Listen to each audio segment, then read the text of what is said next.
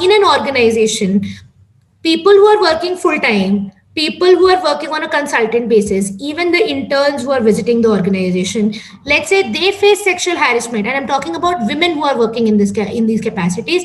If they face sexual harassment by another employee of the organization, then they can file a complaint of sexual harassment within that organization and to the ICC of that organization. That's how broad the definition is. Second concept is of workplace, and you know, as we all know, the definition of workplace has gone through so much change in the last 1 year, given the fact that we are not just constrained, or we are not just thinking of workplace from the perspective of the four corners of the office that we are, you know, that we are working in. It's also a hybrid environment and a completely online environment that a lot of us are facing. One has to remember that those are also your workplaces. So, as per law, the definition of workplace says that everywhere that an employee of the organization goes in the course of their work is their workplace. And with that broader definition, we can categorize workplace into three categories. One is your primary workplace, one is your extended workplace, and one is your virtual workplace. So primary workplace is, you know, the term itself clarifies it, right? Primary workplace basically means the office where you go and spend your time. So between 10 to 7 or whatever your office timings are, that office where you're working, obviously that is your workplace. So any incident of sexual harassment that comes there, and you can complain to the IC for sexual harassment at workplace. Now, the second category is your extended workplace. Now, what is extended workplace? Extended is wherever you are going in the course of your work, and you're moving around and you're visiting in the course of your work. That is extended workplace. Examples of extended workplace are the conferences that one is attending, all the events that one is attending. If you're traveling for work, because you're, you know, in terms of going to another city. And the most important thing to see is that why were you there? You were there because your organization had sent you in an official capacity in that work, right? So therefore that becomes your extended workplace. So let's say, for example, a woman has gone to, let's say woman from Delhi has gone to Bombay for an official work, and she's staying in a hotel, okay, and she faces sexual harassment from the employee of the hotel.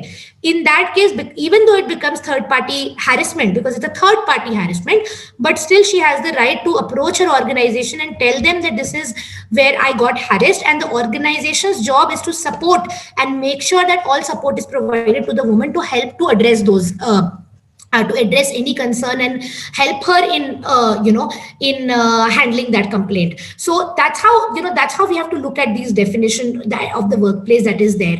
And another very critical example of extended workplace, which is very crucial for everyone to understand, are these office retreats and office parties, new year parties, anything that happens within the organization, right? So because these are company funded parties and company approved events, people generally, you know, I have seen, in my experience, I've seen as an external member for organizations, a lot of cases coming from that area. And because people tend to forget, you know, when they're enjoying or when they're drunk, that this is their workplace, and a lot of misbehavior happens in such scenarios. So in that case also, very critical for organizations to explain to employees that, hey, if there is a company event that is happening, that's your workplace, it's not your personal playground. So you have to maintain decorum and you have to maintain your professional standards there as well. So that's how, you know, broad the definition of extended workplace can go. Third example is obviously, you know, your virtual workplaces. And I think virtual workplaces, now we have a lot more idea about what virtual can mean, right? All of us are in some way or the other using some form of official communication online tool in our organization to communicate with our colleagues and communicate with clients and etc., right? So basically phone calls, SMSs, WhatsApp, all the official communication channels that you're using. Let's say you're doing a meeting with your colleague on Zoom, and in that case, that Zoom meeting is the workplace. So a lot of cases in the last 1 year have come up because remote working environment doesn't mean that POSH is not applicable.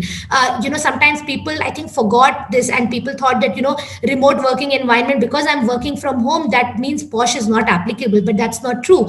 Posh is also applicable while we are working at home, because you're doing your official capacity, doing your work as an official capacity, right? So in that case, if you are working with your colleague and some untoward cases a happens to a woman, or let's say if a man is doing something inappropriate or saying something inappropriate, in that case, that conversation that happened on, let's assume, Zoom, will be considered as sexual harassment in workplace, and a woman has the right to complain. So virtual workplaces is very important in terms of, we see a lot of cases coming up where people have been sending lewd messages or pornographic texts, and things that are happening on WhatsApp, in terms of official communication groups that are made up, or even on a one-to-one basis. I have seen a couple of cases that came up last year where